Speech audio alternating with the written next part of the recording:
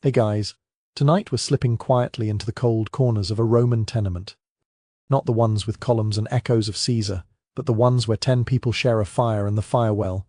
Someone has to keep it alive. You probably once survived this one, not because it's dangerous, but because it's quiet. Unbearably quiet. So before you get comfortable, take a moment to like the video and subscribe, but only if you genuinely enjoy what I do here.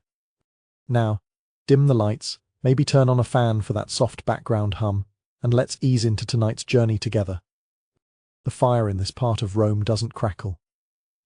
It breathes. It sighs softly beneath layers of clay tile and linen, deep inside a pouch of stitched goat leather.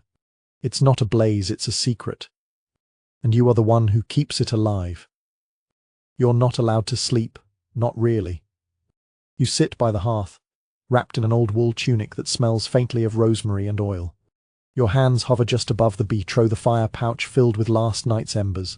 They're not red. Not anymore. But you can still feel the warmth if you don't breathe too hard.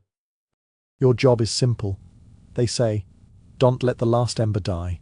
It was your grandmother's job, and her mother's before her. The women in your family have always kept the fire. Not the temple flame. Not the grand city pyres. Just this one small enough to cup in 2 hands, but big enough to keep a baby from freezing, a husband from coughing to death, or a meal from becoming another missed morning. You reach into the pouch and shift the blackened coals, feeling each with your fingers, no tools, just skin. Some women can tell by touch alone which pieces will last longest. You're still learning. You once burned your thumb down to the 2nd layer of skin. That was the night after your uncle died. You didn't tell anyone. You just kept the ember going. He wouldn't have liked the dark. Night, the wind outside whistles through cracks in the shutters. You don't dare open them. The cold would snatch the warmth right out of your pouch. Instead, you sit cross-legged, feeding in bits of olive twig and crushed linen. They hiss when they catch, not in flame, but in glow. Across the room, a child turns in sleep. Then to the back room, where your grandfather's bones ache with the frost. And finally, you'll split the pouch.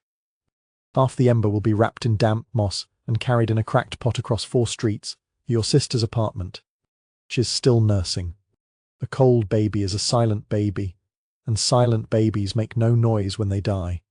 You tie the pouch shut with a strip of old bedsheet. The knot has to be tight, but not strangling, just like a memory you want to keep, but can't hold too long. You used to wonder why women did this. Why not just make a new fire every morning? But then you saw it.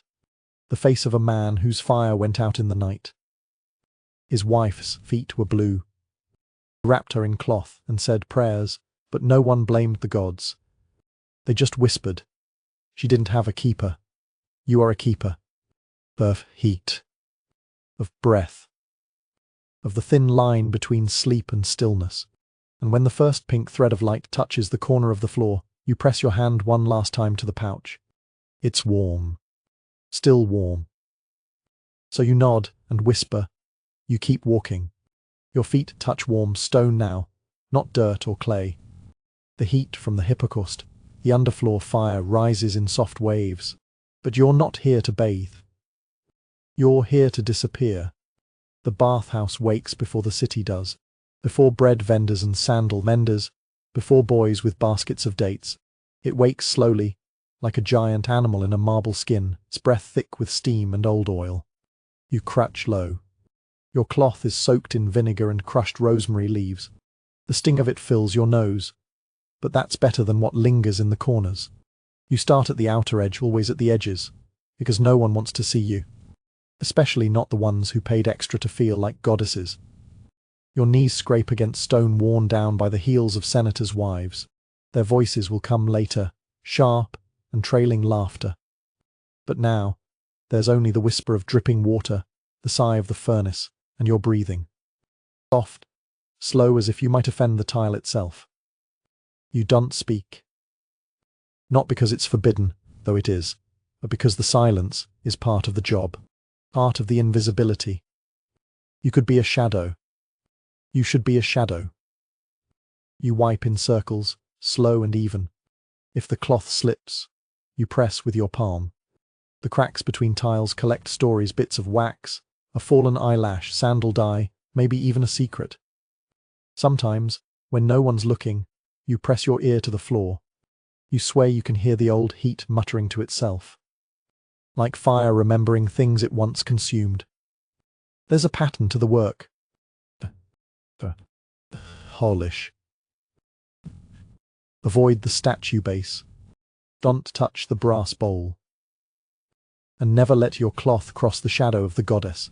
Once, a girl did. Her cloth touched the ankle of the marble Venus. By morning, she was scrubbing stables. By nightfall, she was gone. No one said where. You squeeze out your rag into the copper basin. The water turns grey with the oil of yesterday's perfumes. You try not to think about where the perfumes came from. You've seen what they do with flowers that don't sell. You've smelled the difference. The far chamber. A worker hums under her breath as she stacks folded towels. You know her by the rhythm of her voice, not her name. You don't need names here. Just steps and silence. There's a scuff of sandals behind you. You don't look up. You never look up. A man once accused you of staring when you weren't. They say he slipped on soap, but your elbow still aches when it rains. The steam thickens. Time blurs. Your hand is red from scrubbing the same corner too long, but you don't stop. That tile belonged to someone once. Maybe a girl like you. Maybe a priestess. Maybe no one at all. You run the cloth over it one more time, not because it's dirty, but because you want to be remembered. The hot stone presses through the cloth, then through your skin. It leaves a pattern faint, but real on your palm. Like a signature the world never asked for. When the bells ring, the women will come. Perfumed, powdered, powerful. And you will vanish again. But until then, this floor is yours. And as you gather your rag and rise, knees trembling, you glance toward the door, not to leave, but to see if the morning light touches that old tile just right. It does. And that's enough. You stay close to the wall this time. The steam from the baths fades behind you, and what's left is air that tastes dry but not clean. You're in the Vacus now, the narrow alleys between buildings where scents cling like ivy. It's early still. The city hasn't decided what it wants to smell like yet. That's your job. You kneel by a doorway so old its lintel has forgotten it was ever carved. Empty the bundle wrapped in your apron. Inside, a pinch of crushed pomegranate peel, 2 slivers of dried fig leaf, and the brittle spine of a bay branch. You place them carefully in the clay bowl. Not too fast. Not too close. You've learned what happens when you rush a flame. With a flick of flintstone against iron, a spark jumps, and the fire greets the world not with a roar, but with a sigh. The herbs curl into smoke almost apologetically. It's not meant to impress. It's meant to blend, to soften, to forgive what the city leaves behind. This part of the neighborhood used to stink of fish guts and wool dye. But today it might smell like someone's grandmother humming over warm bread. Because of you. Not that anyone thanks you. In fact, most people ignore you entirely. You're just the smoke girl. Some whisper that you're bad luck. That where you burn your scent, someone dies. They're not wrong. You're often called to burn at houses where breath has gone still. And the windows are too ashamed to open. That's when you add the secret thing, a thin thread of bark from the almond tree near your childhood home. It doesn't smell like almonds. It smells like memory. Like something forgotten but important. And it always burns blue. The fire cracks a little, and you fan it gently with a woven fan. Not too fast, smoke must meander. Not march. You wave it toward the threshold, letting it touch the doorway, the worn sandals of the man who won't come out, and the hair of the girl who peeks from behind a curtain. You remember her. She lost her sister last spring. The fever, the fate. To the silence between coughs. You burn there, too, but with clove and rose. Days mix is more forgiving. The smell rises, oft herbaceous, with a bitter edge. It finds the morning light and turns it gold. For a moment, Even the rats seem to pause. You move on. Another alley. Another ball. This time near the public latrine. You hold your breath longer here. The herbs you use are sharper: vinegar, soaked sage, and burnt olive leaf. The kind of scent that doesn't ask for attention, demands it. Someone walks by. A woman, older than your mother, nods. That's all. But you feel it. The thread of acknowledgement. Like smoke finding the hem of a robe. You finish your rounds just as the sun breaks over the rooftops. You gather your clay bowls, still warm. You don't blow out the embers. You let them fade on their own. It's more respectful that way. As you walk back through the alley, you smell it, the mix of what was and what you gave. And for a second, you think, maybe you didn't change the world. Maybe you just made it easier to breathe. And maybe, just maybe, that's enough. You don't go near the training grounds during the day. That's when the boys shout, clang, spit, bleed. That's when they test their courage on one another's ribs. But at night, when the sand cools and the helmets are stacked like loaves of bread left to dry, that's when you come. You don't wear armor. You don't raise your voice. You bring only a needle of polished wood and a basket lined with cloth. You come to find what the men forgot, the things they carried back from battle that no one asked for, and that no one but you can remove. It's always there, woven into the leather straps, curled in the metal rings, threaded through the clasps like stubborn vines. Sometimes it's just a strand, coppery, short, maybe from the boy next door. Other times it's a tangle so long you wonder whose heart it once laid across. You don't ask questions. That's not your job. You kneel beside the armor laid out like sleeping bodies. You breathe through your nose, but shallowly. The leather still smells like fear, and the bronze like sweat long dried. Your fingers know what to feel for. They've memorized the difference between linen and loss. You pinch gently, twist slightly, and pull. And out it comes, a strand of hair, no longer than your little finger. Still warm from the man who wore it. There's a rule. You never throw it away. The hair goes into a pouch around your neck. Not all of it. Just the ones that hum. You can't explain it. Some strands feel heavier, like they're carrying names. Others almost whisper. Once, you found a braid tied into the edge of a chorus. Thick, cold, deliberate. Too long to be his. You unraveled it slowly, and inside was a ribbon and a ring. You still think about that one. You never saw the soldier again. Some women take the hair home and burn it. Others stitch it into handkerchiefs or amulets. You keep yours. You say their names if you know them. Sometimes you don't. So you invent names. Call them things like morning or river or gone too soon. You've learned not to cry. But one night, you found a single black hair woven into a cracked strap. Black like the soot on your father's old boots. Black like your sister's braid the day she left to marry the baker's son. And when you pulled it free, you felt something leave you. So, you stitched it into your sleeve. That night, your dreams were full of horses, and smoke, and someone calling your name. You don't remember who. Now, before you leave the grounds, you touch the edge of every armor piece you cleaned. Just for a moment. Just in case it's the last touch it ever knows. And in the quiet, beneath the rattle of wind through dry reeds, you whisper, "Come home with all your hair." You remember the first one you ever helped send.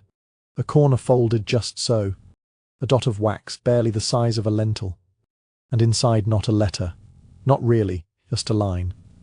Not even a full sentence. But it made the girl cry when she read it, and that's how you knew you were doing something real. You are a messenger. But not the kind that runs. You don't carry scrolls or shout names in the forum. You carry secrets. In folds, in thread, in scent. It begins with the cloth. Not paper. Never paper. Too easy to burn. Too stiff to hide. You use linen from a child's garment. Sometimes from a wedding veil. Fabric that already remembers someone. You hold it flat, and smooth its edges. Your fingers work fast but soft. First, the crease folded like a sleeping bird's wing. Then, the stitch, single loop of crimson thread in the corner. Just one. It means him thinking of you. 2 loops. That's different. It means if I still forgive you. There are other codes, of course. A charcoal mark under the flap. A pressed leaf hidden inside. One girl even used a fish scale, wrapped in silk. You warned her it was too bold. She smiled and said, "So is love." You mix oils the way your mother used to mix scents for guests. But your oils never touch the skin. They live in the crease of the cloth, in the fibers. Clove for longing, lavender for safety, a drop of rosemary for remembering a promise made at night. Once, a man sent back the cloth you prepared. He returned it with a lock of his hair tied into the thread. The girl opened it and fainted. You stitched them together later, on a spring morning. No priest, no witnesses, just hands and vows, and a linen square that started it all. Of course, not all messages are answered. Some go missing. Some go unopened. Some are read by the wrong eyes. That's why you learned how to make danger folds. Corners turned inward mean burn this if you hesitate.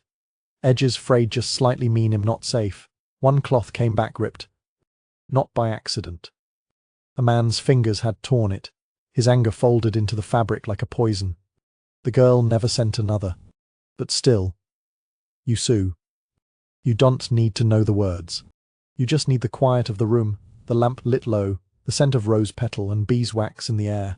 Sometimes, late at night, when all the messages are gone and your lap is empty, you fold a square of your own. You place no thread, no scent, no name. You just hold it in your hands and press your cheek against the cloth, as if someone, somewhere, might feel it and send something back. You don't call it by its name. No one does. The old women say, "She's visiting." The younger ones whisper, "It started." But you just tap the wall, 3 soft knocks, and that's enough. You are the keeper of the cycle. Not a healer. Not a priestess. Just a neighbor with good memory, a kind voice, and a stick of charcoal. Your tools aren't fancy. A wall behind the bread oven. A handful of pebbles. A cloth pouch of vitamins. And time. So much time. You wake before the sun and mark the stone. A circle for Claudia. A line for Micah. A triangle if someone forgot to tell you on day 1. Some girls pretend they don't need you. They say their bodies are private. But when the cramps come, when the stain surprises them in public, they always come knocking. You greet them without a word. Just a nod and the gesture your mother taught you, 2 fingers on the belly, a tiny swirl. They understand. They always do. You teach them how to fold the cloth right, not too tight, not too loose. How to boil the herbs, mugwort, thyme, and a pinch of crushed date seed. How to press the warm stone to their back while pretending not to cry. Sometimes they ask, "Will it hurt less next time?" You never lie. But you do tell them a secret, that their grandmothers survived it, their mothers endured it, and one day they might laugh at how scared they were. Your chart on the wall isn't perfect. The charcoal fades. The oven smoke stains the corners. But when someone is late, 3 days, then 5, you notice. You offer a seat. You bring warm barley water. And if they begin to cry, you pretend to stir the fire so they can cry without shame. Some women bring gifts in return, a fig, a twist of clean linen, a song from their village. You don't need any of it. But you accept with both hands. One time, a girl came to you with trembling lips. She hadn't told anyone, not even her mother. But she knew you'd know what to do. You led her to the river. Not to fix anything, nothing can fix what already lives inside. But to remind her, the body flows forward, even when the heart wants to stop. When you return home, you add a small mark under her name. A leaf, drawn sideways. Symbol only you understand. You never ask again. You just watch. And remember, because your job isn't to give answers, it's to hold space, to keep track, to honor the rhythm no one dares speak aloud. At night, when the coals die down and the house sleeps, you sit near the marked wall. You run your finger over the smudges, the names, the cycles. You breathe in the scent of ash and time and whisper, just once, shall be fine. They all will. The room is quiet now. Too quiet. Not the kind that comes from sleep, but the kind that comes after everything. You stand by the window with a folded cloth in your hands. It's soft, worn from too many washings, too many tears. It smells faintly of olive oil and the wood from the storage chest. Someone has died. That's why you're here. Not to cry. Not to speak. Just to fold. It's a simple job. It has to be done right. You lay the cloth across the wooden bench, smoothing it with both palms. Left hand first, always. Right hand follows, lower, with purpose. That's the tradition. It's not written anywhere. But every woman who's done this knows. The first fold means you were loved. The second says, you will be missed. By the third, your hands are already trembling, because this was someone's child, someone's husband, someone who once laughed so hard they spilled wine. You measure by the breath in your chest. Not too tight, not too loose. The folds must cradle, not bind. For children, you fold 5 times. For soldiers, 13. For old women, like the one who passed last night, 9 is enough. You remember her. She used to keep mint in her apron pocket. Her laugh filled the alleyways like song. And now just silence. Tuck a small sprig of lavender into the final fold. It's not required. But she always loved the smell. Sometimes, the family adds things. A strand of hair. A dried fig. Once, a cracked ring held in the palm of the dead. You never ask. You just fold around it. As if the cloth can hold stories as well as sorrow. The mother stands in the doorway now, hands pressed tight against her chest. She doesn't speak, but her eyes follow every movement of yours. You nod, slowly, and show her the final crease. She blinks, once, then looks away. Some people want music. Some want prayers. But most just want the cloth to be right. Because if the folds are true, maybe the journey ahead will be gentle. You finish with a knot. Not a real knot, just a twist of fabric at the edge. Like a whisper tied into cotton, something to hold onto in the dark. You step back. They will carry the body soon. Not far. Just down the hill, to where the earth is soft and the crows keep watch. But before they do, you place your hand on the center of the folded cloth and close your eyes. You say nothing out loud, but in your mind, the words are clear, go wrapped in the hands of those who remember. And for a moment, just one, you think you feel a pulse beneath the fabric. You don't check. You simply bow your head and let them carry her into the light. You hear her before you see her. Tock, tock, tock, not loud, not hurried. Just 3 soft knocks against wood, echoing between clay walls still wet with night. The thing hasn't lifted yet. It rolls low along the alley like a second skin. The bricks under your feet feel cold, almost shy. And somewhere in the haze, her shape appears. She walks with her head slightly bowed, a bundle of thin bamboo tucked beneath her arm.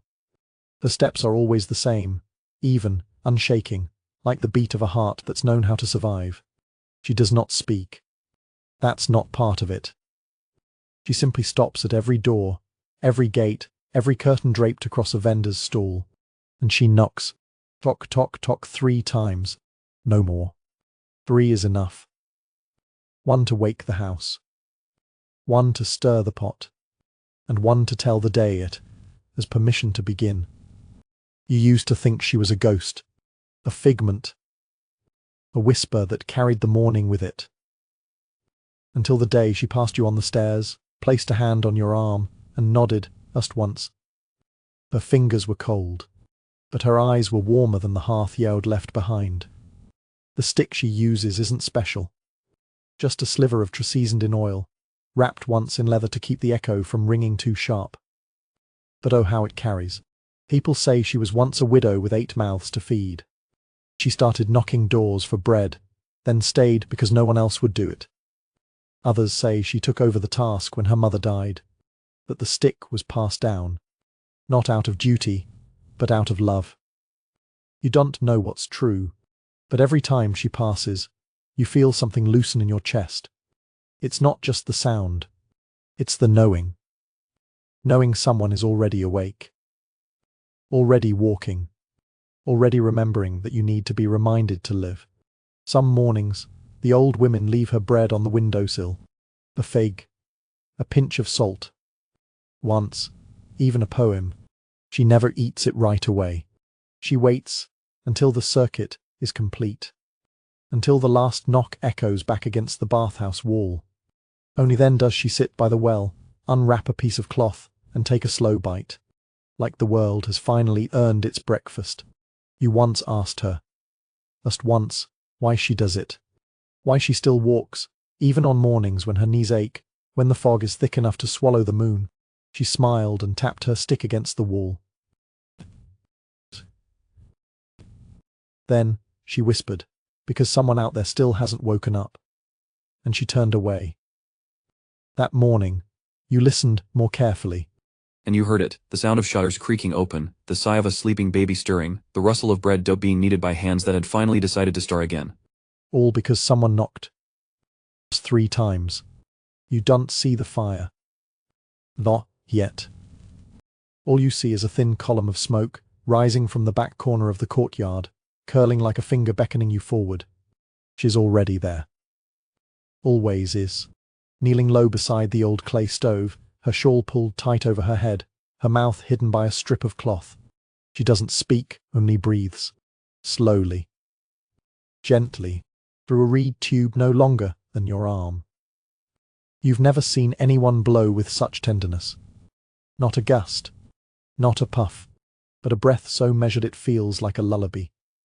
Not for a baby, but for fire. The embers glow in response. They don't roar, don't spark. They simply glow like they've been waiting for her. She doesn't rush. She never rushes. The tools are simple, a small pile of olive wood twigs, a basket of dried fig leaves, and a hollowed-out gourd of ashes from the day before. Nothing wasted. Not even yesterday's heat. You sit quietly on the step and watch her work. She adds a few curls of bark, then leans forward again, the reed between her lips, and gives the kind of breath you would only use to comfort someone who's just woken from a nightmare. The coal glows deeper. Redder. Warm. That's the moment. Right there. Where night turns to morning. Not when the sun rises, but when she says the fire is ready. In the houses nearby, you hear it, wooden spoons in clay bowls, the thump of kneaded bread hitting a floured board, a child coughing softly into his blanket. The world wakes when her fire wakes. You once asked her how long she's done this. She didn't answer with words. She reached into a pouch tied to her waist and pulled out a string, knots tied along its length, each one different. You counted 12. 12 winters of keeping flame for others. And then, she said, I learned from someone who never learned to read, but always knew when a fire was lying. You laughed, but she didn't. Because to her, fire is honest. It only dies when you stop loving it. She picks up the reed again and blows once more. A final breath. A goodbye. Then, she adds a single pine needle. The scent, she says. So the day begins smelling like something green. You think it smells like safety. When she finally stands, knees stiff, the fire is low, steady, faithful. She ties the reed to her belt, covers the coal bed with a ring of bricks, and steps back into the mist, not looking to see who benefits, not waiting for praise. And as she walks away, you can still hear the whisper of breath in your ears, the sound of someone choosing warmth for everyone but herself. I've never seen her hair. Not once. Not even a single strand fall from her shoulder, not even when the wind pulls hard through the alley. She keeps it wrapped, tightly, deliberately. Not out of modesty, but but out of memory. Because she knows better than anyone. Hair is not just hair. It's proof of where you've been, of who you were, of who loved you enough to keep a piece of you close. She sits in the back corner of the market, always in shade. The stall is made of frayed fabric and 4 crooked posts. It smells like sun, warmed wool and boiled milk. And everywhere, hanging like ribbons on market day, are strands of hair. Not new, not fake. Real braids, real curls, real locks, wrapped around tiny wooden combs and fastened with thin wire. People pretend not to look, but they do, because somewhere in that stall might be the exact color their mother's hair used to be, or the twist their sister wore before she left, or the smell of lavender and sweat that once belonged to a woman they loved in secret. She takes no orders. You don't request a specific length or style. You simply sit on the small stool beside her and wait. She looks at you once, maybe twice. Then she pulls a bundle from her satchel and begins to work. Her hands are fast, yes, but not careless. She untangles slowly, as if unwrapping a story. She smooths with a stone that's been passed down for 3 generations. She warms the strands over steam scented with orange peel. And always, always she hums.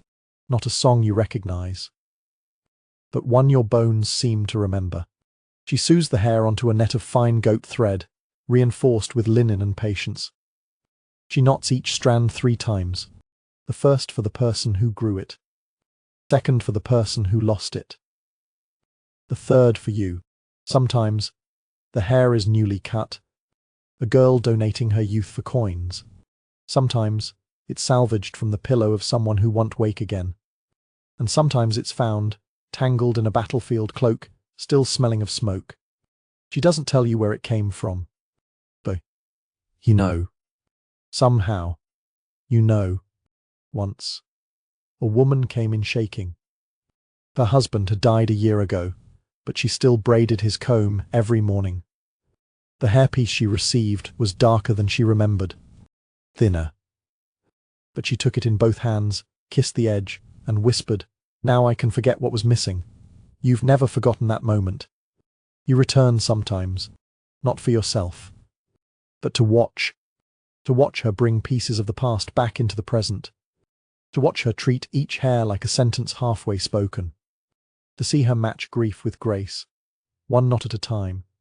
As you walk away, the wind tugs at your collar, and for the first time in weeks, you feel something brush your neck, soft, warm, not quite yours, but close enough. You wake before the flour settles. Kitchen is still asleep, but she is already there, her sleeves rolled, her hands dusted and white, her breath slow and steady like the rise of dough. You might think she's a baker, and in a way, you'd be right. But she doesn't sell bread. She doesn't feed bellies. She feeds something quieter. She makes bear, not charms you can see, not scrolls tied in red string, but spells traced in silence, drawn with the end of a wet reed right into the dough. You only know they're there when you feel it, when the loaf warms your hands just a little longer, or the crust crackles like laughter you forgot you missed. She starts with ingredients passed from one woman to the next. Flour mixed with ground almond skins, yeast stirred with rosewater left in moonlight, salt taken only from the center of the bowl. And then, before the shaping, the part you'd never notice, she dips her reed into a bowl of liquid the color of sunlight, turmeric, honey, and a single crushed violet petal. And she draws circles that never close, lines that bend toward the heart, tiny runes no bigger than a breath. No one but her knows what they mean. Some say one design keeps fevers away. Another helps widows dream gently. A third, drawn into the heel of the loaf, convinces nightmares not to visit. Once, a girl too afraid to speak her secret asked for a loaf just to hold. She held it to her chest the whole walk home. The next day, she returned, eyes steadier, back straighter. The loaf was gone, but something had been made whole. You ask her once if she believes in the magic. She smiles without looking up and says, "I believe in what people need." She's made loaves for mourning, loaves for forgiving, loaves for letting go. One woman ordered 5 in 1 week, each softer than the last. By the 6th, there were no more orders. But the woman still passed by, just to smell the window. The oven she uses is old, with cracks patched in beeswax and faith. She says if the bread whistles while baking, the spell is working. If it doesn't, well, maybe it wasn't needed after all. She never sells these at market. They're too fragile. Not in texture, no. In meaning. You don't eat these loaves in a crowd. You tear them slowly. At a table with 1 candle burning. And when you're done, you never sweep the crumbs. You leave them, like echoes, to remind the room of what was asked for. Tonight, she's making one for a girl who hasn't stopped coughing. She doesn't ask the mother for payment. She only asks, do you remember her laugh? The mother nods, eyes red, and into the dough. The woman dips her reed and writes something no one will ever read. But when the loaf is done, and wrapped in warm cloth, and placed in the mother's hands, you swear the kitchen smells like spring, even though it's still winter. You walk barefoot here, not because you have to, but because it feels wrong not to. The floor is cold, stone worn smooth by centuries of kneeling, polished not by design, but by devotion. The temple breathes in silence. It holds shadows like secrets, and every echo feels borrowed. It is not where people come to pray. That happens outside, where offerings spill from woven baskets and whispers float between pillars like dust. No, this is where the gods rest, and someone must wake them gently. You carry a cloth soaked in water drawn before dawn. It sat overnight with a single chamomile bloom floating on the surface. Not tradition, just habit. The woman who taught you did the same, and now you do too. You never speak inside. Your footsteps are counted, well from the door to the first statue. Always 12, even when your legs tremble. Even when your heart beats so loud it feels like a drum beneath your ribs. The statues are enormous, not because of size, though some are, but because of presence. They look down with blank eyes, carved from stone that remembers more than you ever will. Your job is simple: wipe away the offerings of time. Pollen, candles smoke, tears someone didn't mean to let fall. Begin with the eyes. Always the eyes.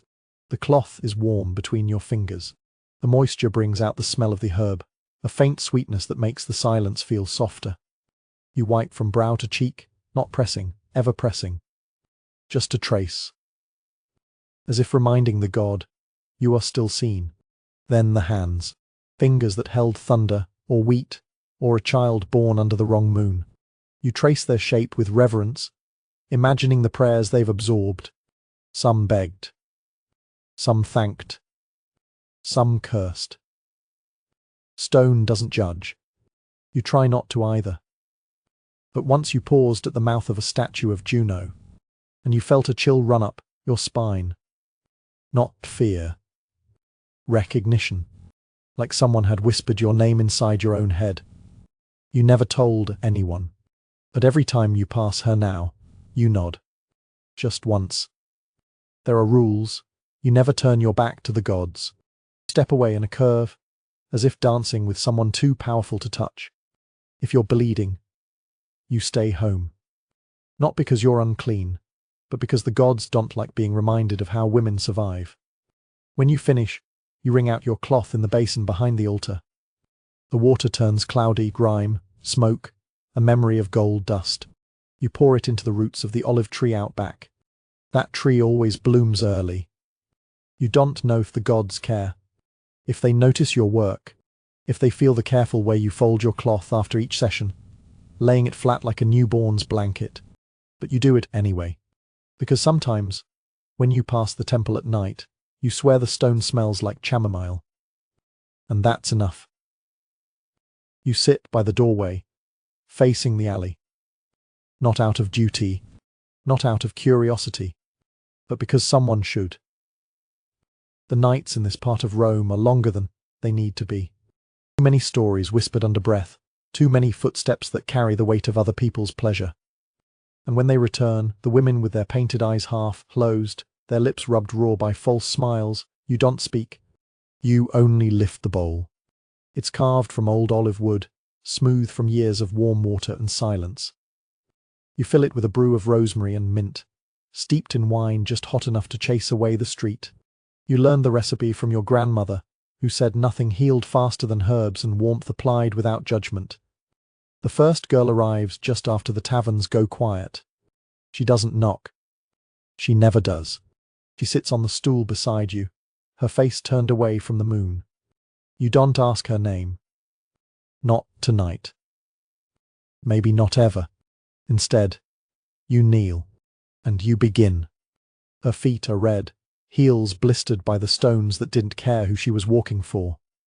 You pour the water slowly, letting it swirl over skin, pulling away the dust, the perfume, the places she wishes she could forget. You don't flinch when you see the bruise.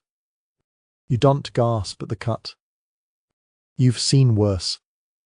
What breaks your heart every time is how they hold their breath when you touch them, as if kindness might hurt more than cruelty.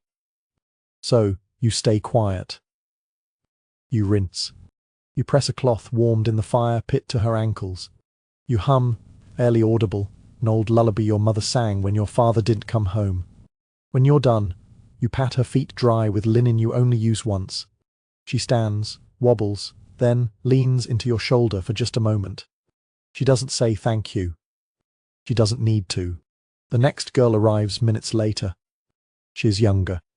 Her shoes are newer, but her eyes are already tired. You nod. She sits.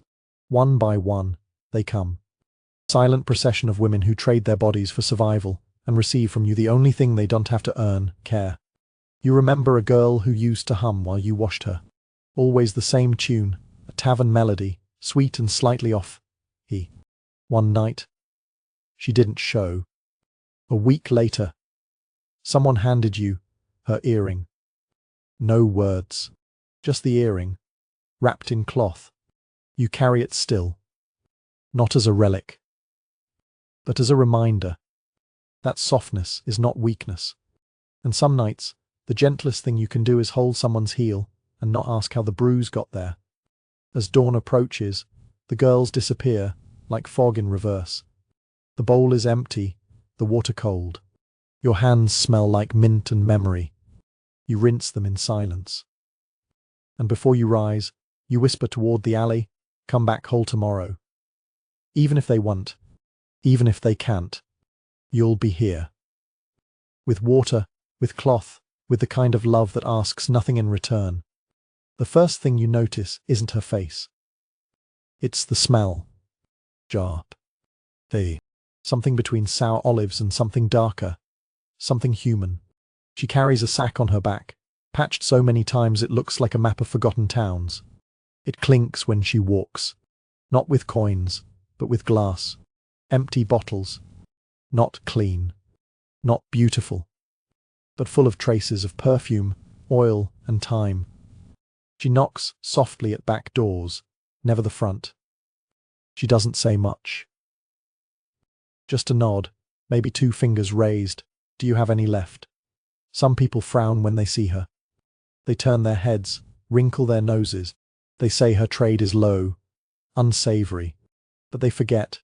She's the one who takes what's no longer wanted and turns it into something needed. You follow her once, from stall to stall. Each bottle she collects has a story, a widow's last bath, a child's fever, a soldier's scented token pressed into a lover's hand. And now, those stories cling to the glass in oily streaks and residue. She treats each one like treasure. At home, her tools are humble, an iron pot with a cracked rim, a sieve made of linen, and a fire so steady it barely whispers. She begins by boiling water with orange peel, to calm the room, she says. Then, she adds the oils, just a few drops each from every bottle, even the cloudy ones, even the rancid ones. They hiss. They resist. But under her breath, she speaks a litany of names and uses, for rash, for cold, for the sore that won't heal. The sleep. She stirs with a stick made from fig wood. It leaves no splinters, only patience. The smell rises, awful, then almost sweet. Little like regret. a little like relief. She lets it cool, then strains it through fabric so thin it was once used as veil. The result is a thick, golden liquid, imperfect, but powerful. She pours it into small jars, clay, with lids of waxed linen. No labels, no prices. She gives them to women with sick children, to old men whose knees keep them awake, to girls who can't afford anything but hope. Once, she handed you a jar. You didn't ask for it.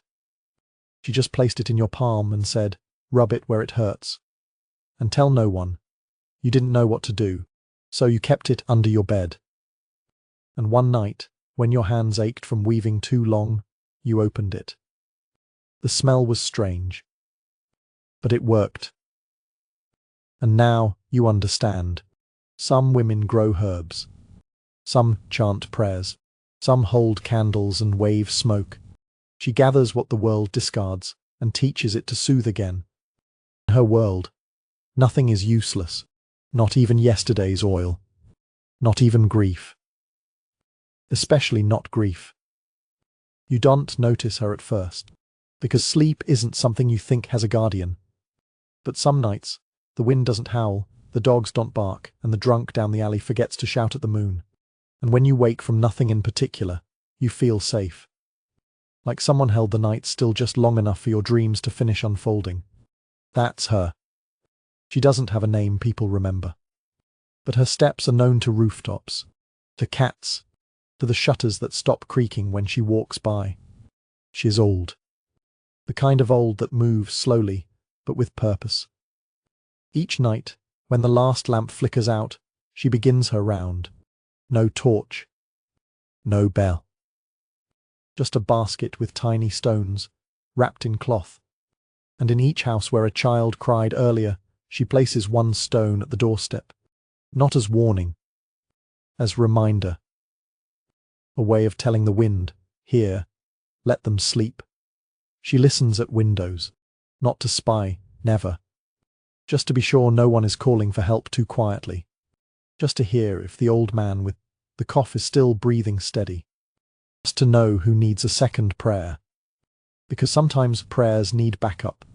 She carries dried lavender in her apron, sprinkles it at thresholds, whispers something into the cracks between bricks. You don't know what language it is. Maybe it's not a language at all. Maybe it's just the sound of someone who refuses to let the night win. One evening, you couldn't sleep. The heat was thick. The dreams were cruel. You sat by your window, aching for rest, and then she passed by, didn't look up, didn't pause, but your breath slowed. Your shoulders sank, and for the first time in weeks, you let go. You heard once she used to be a midwife, then a washer of bodies, then a mourner. Now, she's simply the one who remains. When a neighbor dies, she's the first to light the candle. When a baby wants sleep, she rocks it with her shadow from outside the door. She doesn't need thanks. She doesn't want it. But if you're awake just before dawn, and you leave a small cup of warm milk by your doorstep, it'll be gone. And in its place, a stone. Warm. Somehow. Even though the night was cold. A final weight in your palm to tell you that the dark has passed. That you were watched, and that someone, somewhere, let you rest. You made it. 15 parts. 15 women. All forgotten, but never useless. Each one carried the night on her back. Each one stitched survival into the seams of Roman life, not with swords, but with silence. Now you can sleep, because someone, somewhere, already did the watching for you. Good night.